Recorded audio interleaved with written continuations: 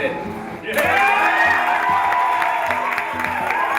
The night that the ACA passed meant more to me than the night I was elected, because you run a political campaign, you run for office, you go through all of that, not just to get an office, not just to have a title. You do it to get something done, to actually deliver for the people who sent you there. The thing that kept me going through all the ups and downs was the conversations I had had with people on the campaign trail. You know, folks who thought they might have to choose between paying their health care bill or paying their mortgage or putting off retirement because they'd gotten sick or a family member had gotten sick. That made you determined to go ahead and get this thing done. When I would talk to the president, it was usually about how different aspects of the policy that we were working on to try to get all Americans covered, how the pieces would work. But he always brought it back to people that he had met, and often by name. He was trying to make sure that the law would help them. He continued to read letters, of course, every day, and a number of them were about health care. It's those letters, it's those people who gave him the determination to keep going and to get this done.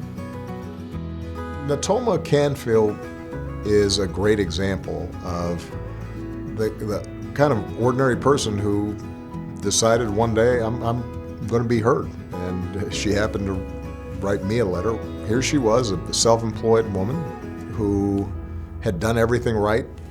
She was a cancer survivor and had always paid her premiums, but because she had a pre-existing condition, her rates just kept on skyrocketing to the point where she couldn't afford them anymore. She lived in constant terror that if, in fact, that cancer recurred, she would lose everything. I've never written to a president before.